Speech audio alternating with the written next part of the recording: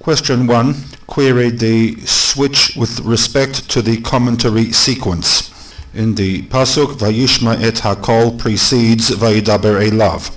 Rashi comments on Vayidaber Elav first, and then Vayishma et HaKol, which would imply that the Vayidaber Elav is a lead into Vayishma et HaKol, or in other words, were it not for the Vayidaber Elav, there would not have been any need for a commentary to be made to the words Vayishma et HaKol.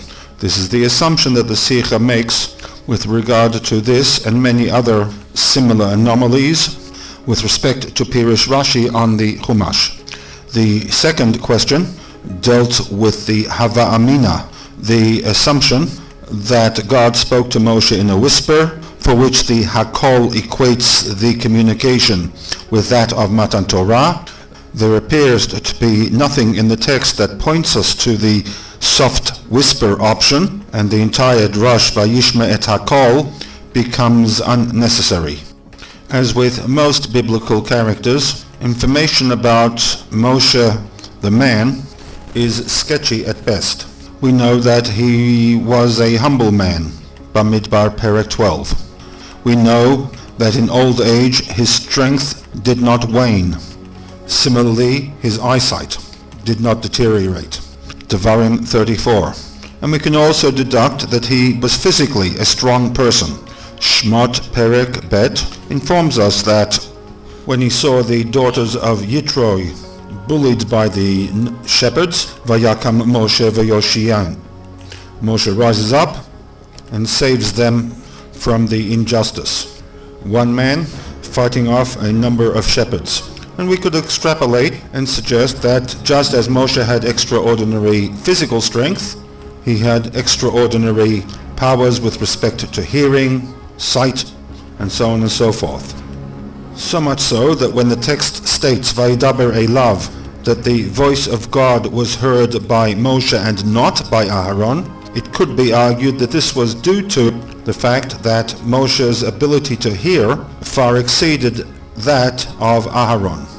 In other words, there was nothing miraculous in the Vayidaber Elav. Just as Moshe had a greater degree of physical strength, so too he had a greater ability to hear things that the normal person could not hear.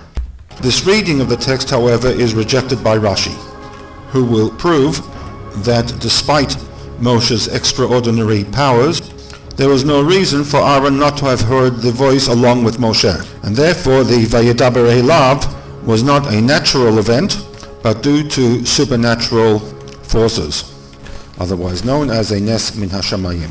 The suggestion that the voice was a quiet whisper is not a standalone suggestion, but rather is an outgrowth of the interpretation that Rashi had previously given to Vayidaber Elav. Having established that only Moshe heard the voice, I might have entertained the possibility that Yachol Kol Namoch, that the voice was not necessarily loud, and the fact that Moshe heard it was because of Moshe's ability to hear sounds outside the normal voice spectrum. And therefore, there was no Nes Min HaShamayim. Talmud Lomar et HaKol. It was not a Kol Namoch. On the contrary, it was equal in intensity to the Kol that was heard at Har Sinai. As far as Aaron was concerned, there was nothing that stopped him hearing the Kol that Moshe heard. And therefore the conclusion is that the fact that Vayidaber Elav to Moshe and not to Aaron was a result of supernatural intercession by God, that only Moshe should hear what was being said. And in this way we have responded to both questions.